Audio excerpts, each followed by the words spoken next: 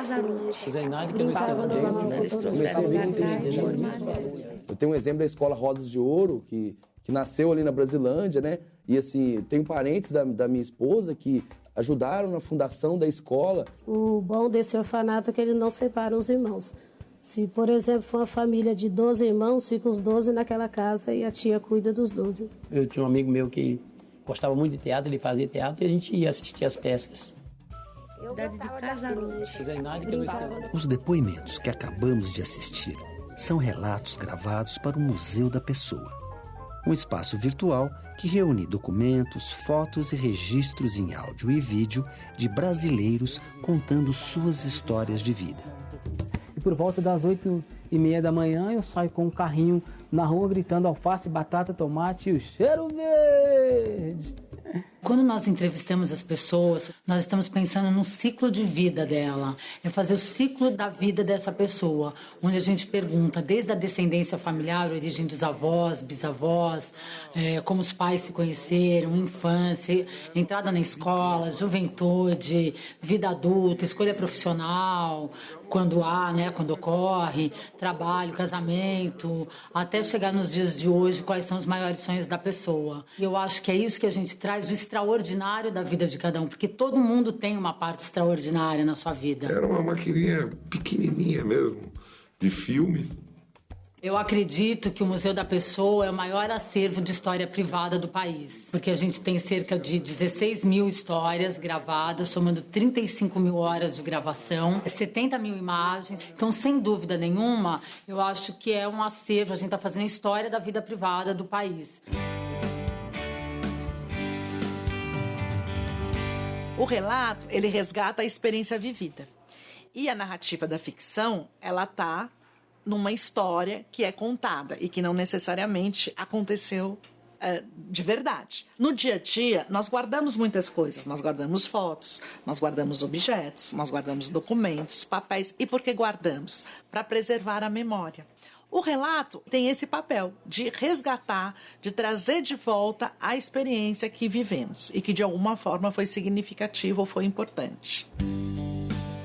O livro Memória e Sociedade, de Ecléa Bose, é baseado em relatos de pessoas com mais de 70 anos. Ao buscar em suas lembranças fatos da vida em família, do trabalho e da política, elas traçam um panorama da sociedade paulistana no início do século XX. O livro é muito importante porque ele registra a forma como essas pessoas já idosas, na década de 70, viveram o movimento, por exemplo, da década de 30, e como eles lembram daquilo e como que eles contam aquelas situações que viveram.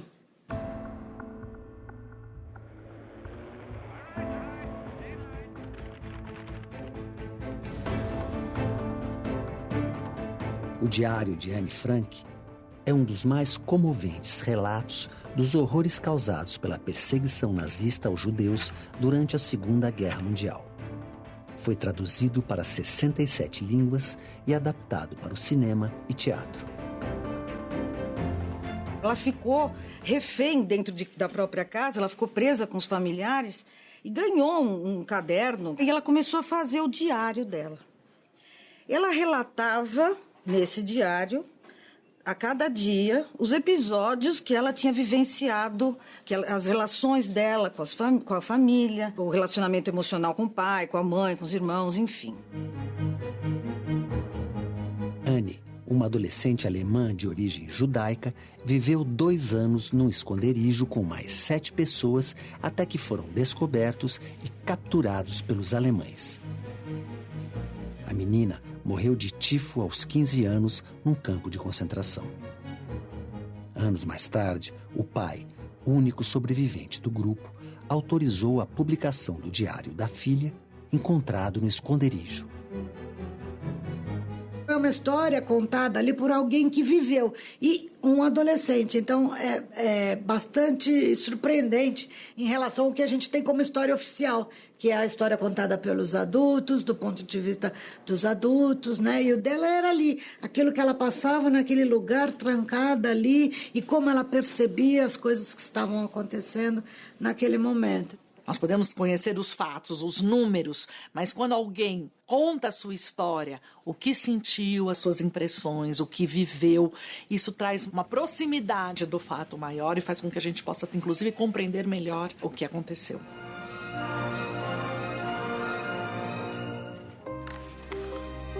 Partia para a minha primeira volta ao mundo. Tinha escolhido uma rota difícil, a mais difícil, e sabia que era grande a chance de eu não completar a viagem. Eu poderia ser obrigado a desistir como tantos desistiram antes.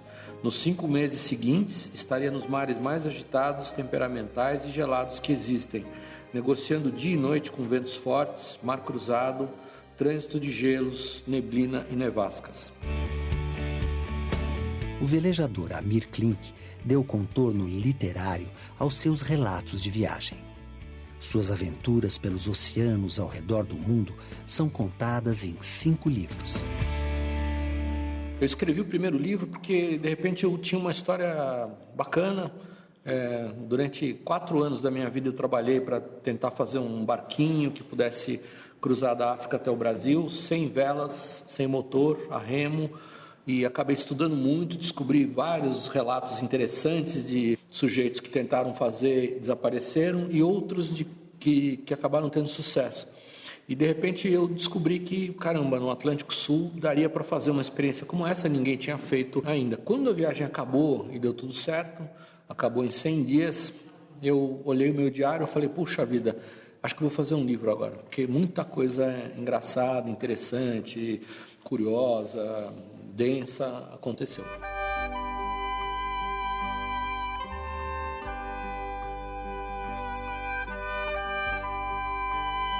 Eu fiz 2 diários durante os 100 dias de navegação, um diário de astronomia, que era um diário das contas matemáticas para saber onde eu estava, e o outro era um diário de eventos que a gente é obrigado a fazer. Todo navegador faz um diário.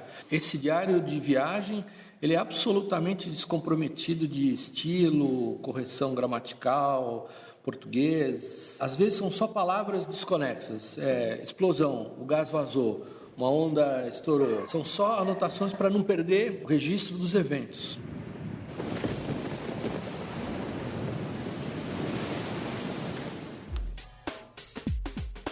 A partir dessas anotações esparsas, eu começo a redigir um texto. E esse é um trabalho que é difícil, mas que eu gosto de fazer. Durante esse período, claro que tive muitas dúvidas, rasguei muitos capítulos, muitas páginas, risquei muita coisa, apaguei, recomecei. Então, foi um processo também turbulento, tempestuoso, mas é um processo extraordinariamente gratificante.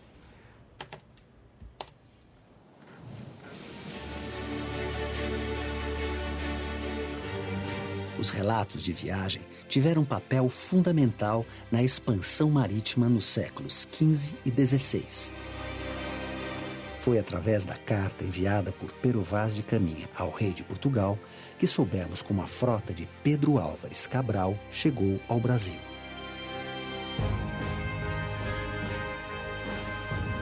Posto que o capitão-mor desta vossa frota e assim os outros capitães escrevam a vossa alteza a nova do achamento desta vossa terra nova, que ora nesta navegação se achou.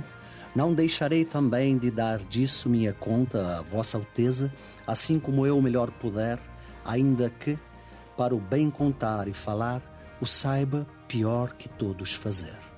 A importância da carta de Pero Vaz de Caminha no contexto mundial, ele relata com riqueza de detalhes, tudo o que ele via. Ele descreveu os humanos que ele encontrou, os nossos índios, descreveu a natureza, a riqueza, a beleza, né, de tudo aquilo. Neste dia, enquanto ali andaram, dançaram e bailaram sempre com os nossos, ao som de um tamboril dos nossos, em maneira que são muito mais nossos amigos que nós seus. As cartas, elas têm um valor documental, essas cartas mais antigas, Elas são fonte de pesquisa, inclusive. E o retrato de uma época, desde o momento que a pessoa começa a descrever o cenário e mostra a roupa que as pessoas estavam usando. Então, os sociólogos podem mexer com uma série de outros detalhes, levantando, as pessoas vão estudar a partir da indumentária, a vestimenta das pessoas, das comidas que estavam à mesa. E você vai levantando dados para retratar uma época. O ser humano, em toda a sua história, relatou os fatos que foram passando de geração em geração, primeiro oralmente, depois por escrito, e esses documentos são as fontes que nos ajudam a compreender o passado, que nos ajudam a entender momentos importantes que aconteceram. Nós descrevemos o que aconteceu, mas nós trazemos também nossos sentimentos, as ideias, as emoções, as impressões. Isso que dá cor no relato, isso que torna o relato mais verdadeiro.